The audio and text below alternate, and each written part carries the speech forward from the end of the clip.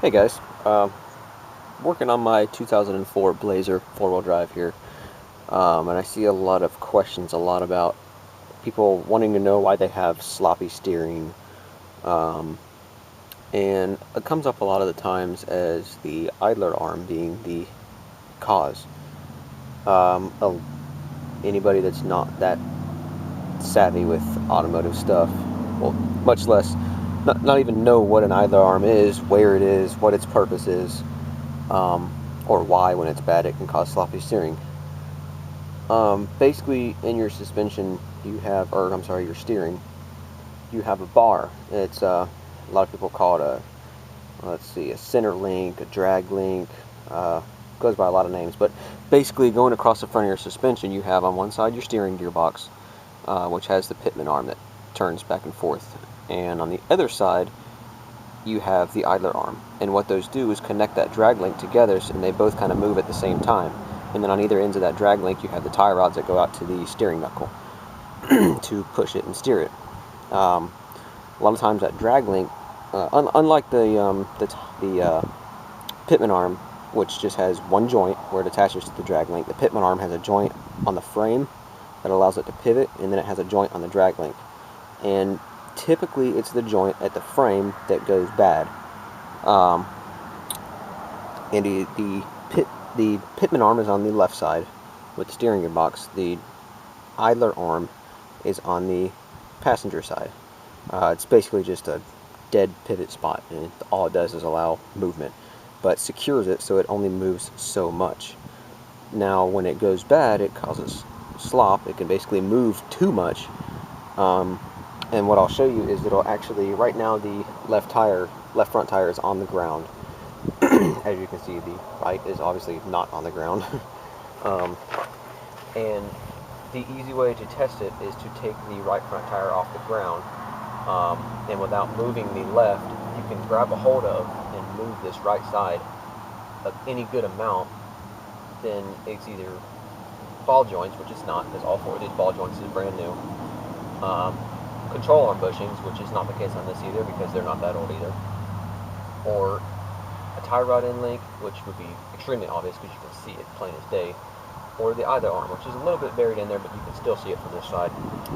But I'll show you real quick. You can get a good bit of movement. I don't know if you can pick that up on camera, but it's moving a good bit without the passenger side or the driver's side moving at all. And it should not move that much. And you can probably see in the video the steering linkage. I'll close up on that here in a second. The steering linkage is actually moving, and it's not supposed to. So let's see if I can get a little close up here of what I'm talking about. Apologize for the noise in the background. I'm only about 100 yards from the highway. So here's your outer tie rod end, the connecting sleeve between them, and your outer tie rod end is here, and it's connecting to the drag link right here. And you can actually see the movement. This should be solid. Oh, not really solid, but it shouldn't move this much. And you can see it kind of moving around. And what's causing that is, let's see if I can get up in here and actually get a view of it. The idler arm connecting to the center link is right here. It's coming down. There's a joint right there, because here's your center link, drag link, whatever you want to call it, and it's connected to with the joint right here, and it goes up and connects to the frame. I'll show you that other view in a second. But as I move this spindle, you'll actually be able to see it deflect up and down, which it should not do. Wipe my hands off, or I'll stick them on this rotor. Now, watch closely, you'll be able to see it kind of deflect. Yeah, and it should not do that. As I steer towards the right, it'll deflect down. And as I push inwards and basically steer left with this wheel, it deflects upwards. Now this one isn't too terribly bad. They do get a lot worse. But it should not do that regardless. Let me see if I can get up underneath the front of the truck with the camera and show you what I'm talking about.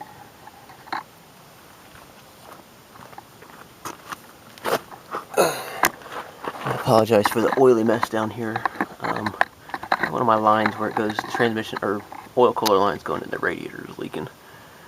And see, basically this joint right here is what goes bad, because you see where it attaches to the frame. It's got a joint. The other bar runs up there and attaches to the center link. So let's see if you can see the movement when I go over here and steer the knuckle again.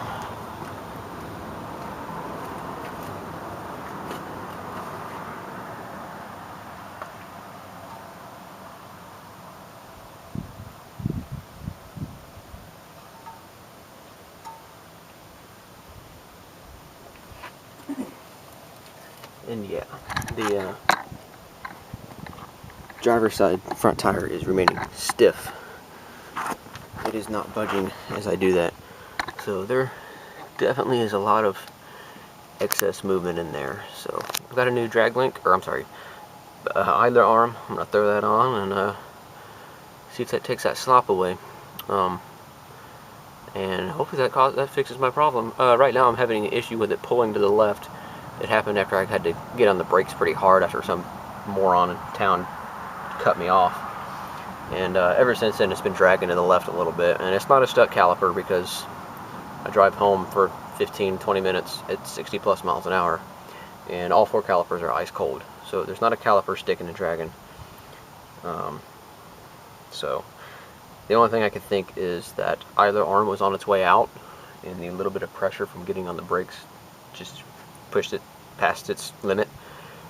Or last time I had it aligned, which wasn't that long ago, they forgot to tighten up one of the control arm alignment cam bolts, or nuts rather, and it shifted. So once I get this done on there, I'm going to take it down and have it realigned because it's still covered under the 6-month warranty where I had it done, and see what happens. Alright, now we've got the arm removed.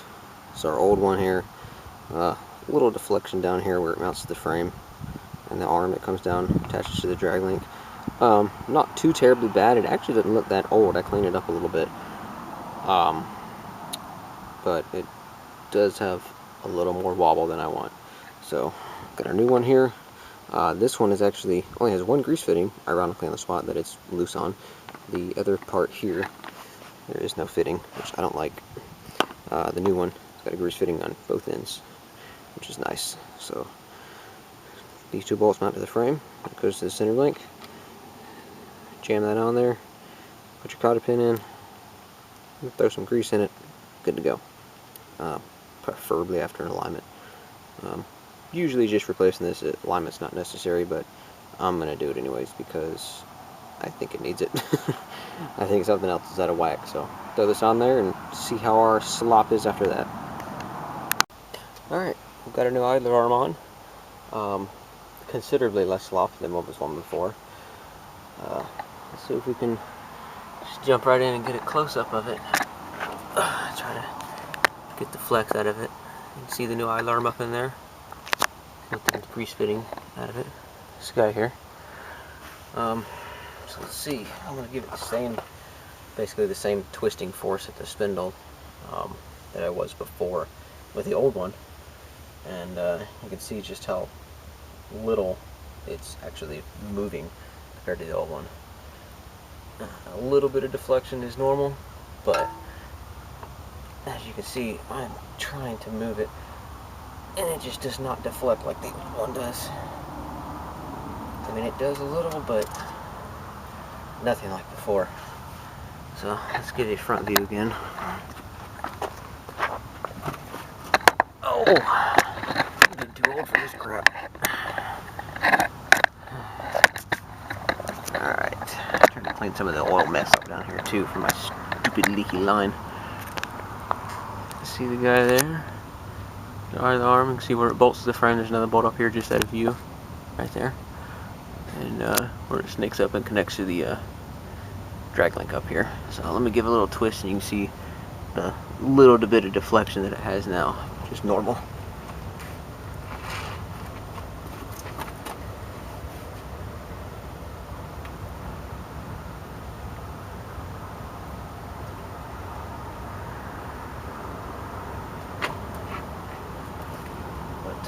Yeah, it feels a lot more tight and secure.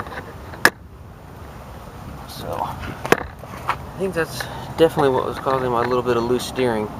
And hopefully, after getting the alignment double checked, it will cure my pulling to the left issue, because that's kind of irritating and I really don't want to ruin my tires, because that would suck. So yeah, that's basically a lot of times what causes steering slop on these S10s and Blazers, be it two-wheel drive or four-wheel drive. Mainly four-wheel drive I've noticed give most of the issues for some reason, but not that hard of a swap. Once you get it up in the air on the front right and take the tire off, you have access to these two holes right here. These two windows give you access to the two nuts, or I'm sorry, the bolts go through this way, and on the either arm on the other side are the two nuts. 18mm, both the bolt and the nut. You'll need a little extension to get through there. I just used a 1/2-inch breaker bar with an extension on it, and that goes through these two holes, and then you'll just use an 18mm wrench, closed end, or open end, but closed end's obviously easier. Put it on the nut on the side with the either arm, bust her loose. Helps a ton if you got an electric impact, save you a bunch of time. And then the nut on the bottom of the either arm itself, right here, where it passes through the center drag link, is a 20. I use a 22, but you know, if it's been replaced, it could vary. It could be a 21, it could be a 22, it could be a standard size. I don't know. I'm just using a bunch of metric 1/2-inch drive tools right here anyway, so it's not a big deal. The hardest part is getting the either arm separated from the drag link. If you got air tools and you got an air hammer, that's the way to go. But if you don't, and you're like me and you're doing this in your driveway, you can use a pickle fork, wedge it in there between, and hammer on it. That works sometimes to break them loose. What I ended up doing was taking a cheap, well, actually not cheap, but I used a 1/2-inch drive extension. And actually, after I pulled the nut off of the either arm that secures it to the drag link, since I knew I wasn't going to reuse it, I didn't care if I messed up the threads. I actually stuck this open end onto the threads and tapped on the bottom of this with a hammer, and it actually broke it loose, and I was able to wiggle it out from there. But that's the hardest part, is breaking it loose from the actual center link. Once you get that done, the rest is cakewalk. Slap it back on there, put your cotter pin through the hole on the bottom of the nut where it goes through the drag link, and throw some grease in the fittings and carry on. So